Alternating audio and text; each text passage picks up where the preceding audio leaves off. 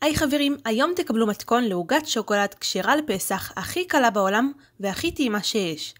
מכינים את העוגה הזו בקערה אחת, לא צריך בשבילה שום דבר מיוחד, ואני מבטיחה לכם שאפילו לא מרגישים שהיא כשרה לפסח, והיא יוצאת כמו עוגת שוקולד רגילה לחלוטין. היא יוצאת סופר רכה ושוקולדית, ואני בטוחה שאתם הולכים ליהנות מכל ביס, אז יאללה בואו נתחיל.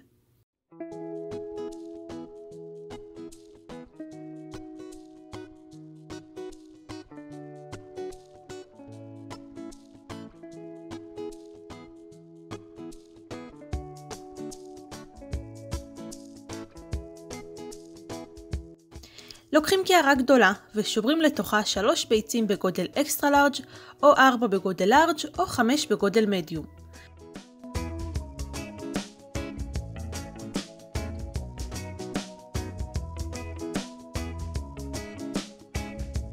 מוסיפים כוס אחת של סוכר לבן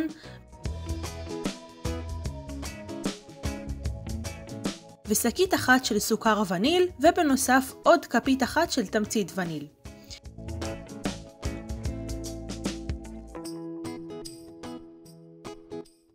מוזגים חצי כוס של שמן קנולה ומערבבים עם הטרפה עד שמקבלים מרקם אחיד בערך דקה של ערבוב.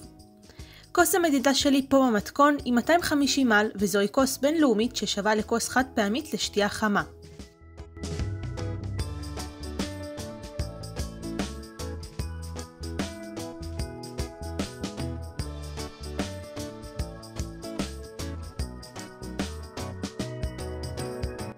מוסיפים כוס וחצי של קמח מצה דק לעוגות, אני אראה לכם את השקית קמח שהשתמשתי בה.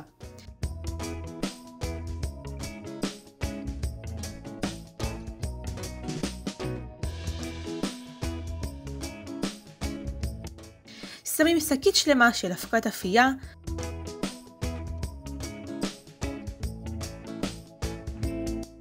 ולוקחים מסננת ומעבירים דרכה 4 כפות של קקאו ו2 כפות של שוקולית.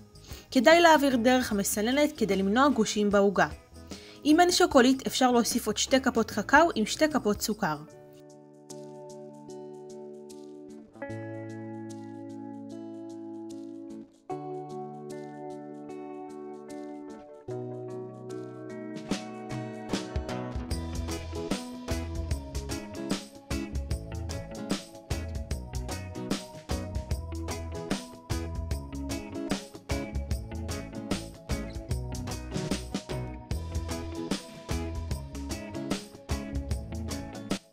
המרכיב הבא הוא 3/4 מכל של שמנת מתוקה 32 או 38%.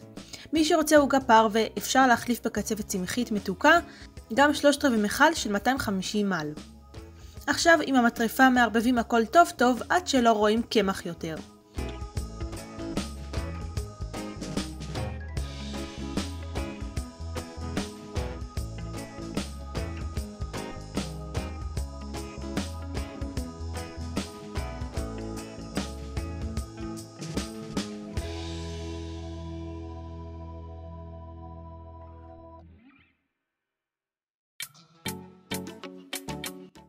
מוסיפים אחרי זה שליש כוס של מים רותחים.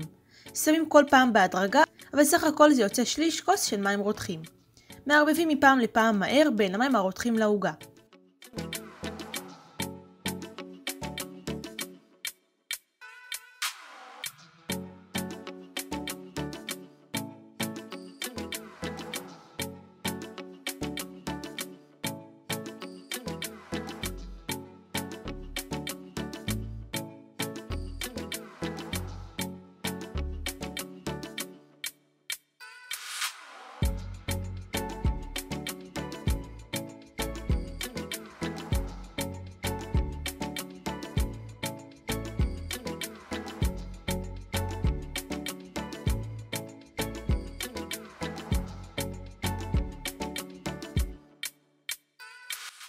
אחרי זה מוסיפים שליש כוס של חלב קר.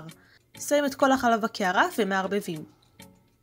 הנוזלים האלה חשובים לעוגה רכה ועשירה. אפשר להחליף את החלב בחלב צמחי או במים רותחים עוד שליש כוס. מערבבים הכל טוב טוב וככה התערובת השוקולדית שלנו צריכה להיראות.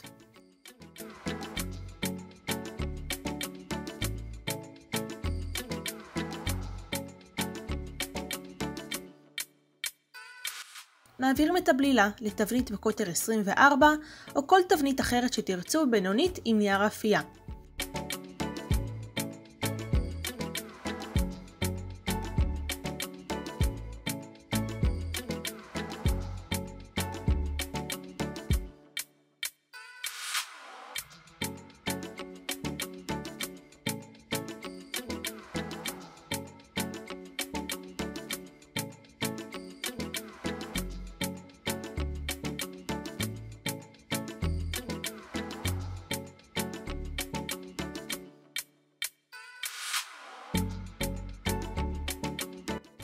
מכניסים את העוגה לתנור 180 מעלות מצב רגיל, פס עליון פס תחתון, למשך 30 עד 45 דקות או עד ששמים קיסם והוא יוצא נקי. ברגע שהעוגה יוצאת מהתנור, שופכים מעליה רבע כוס מים רותחים מעורבבים עם כפית של קפה נמס. שופכים על כל העוגה, וזה הטיפ הכי חשוב שלי אליכם במתכון הזה כדי שהיא תצא ממש רכה. הטעם של הקפה ממש אבל ממש לא מורגש, אף אחד לא ישים לב ששמתם קפה פה.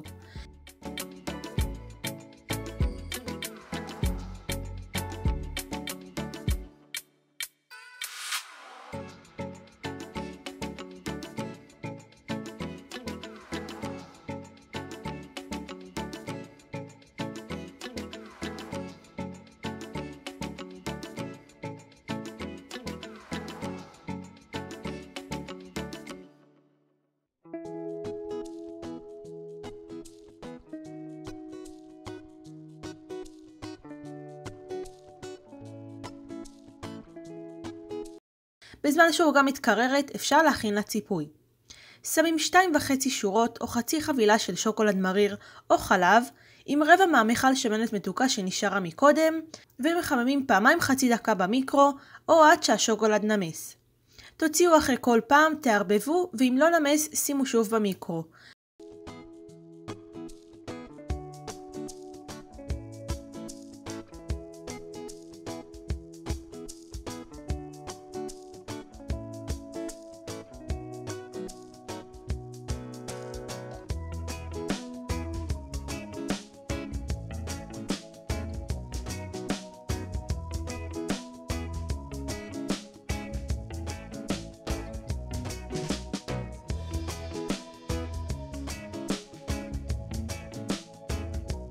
וככה הציפוי צריך להיראות. תנו לציפוי להתקרר על השיש וגם לעוגה להתקרר, ואז שימו אותו על העוגה. אם רוצים אפשר שהציפוי יהיה חם והעוגה קרה, או עוגה פושרת וציפוי חם.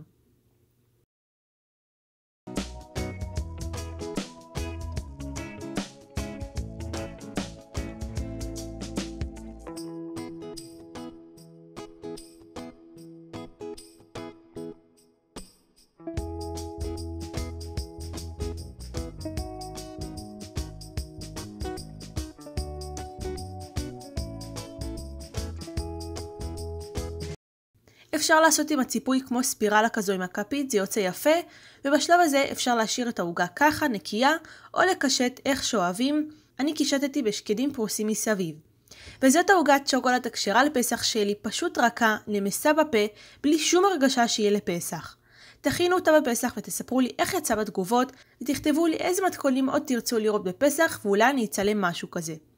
תודה חברים שצפיתם, אשמח אם תוכלו לשתף את הסרטונים עם משפחה וחברים, תלחצו לייק ותירשמו לערוץ בחינם למטה בכפתור האדום כדי שיופיעו לכם עוד מתכונים טעימים.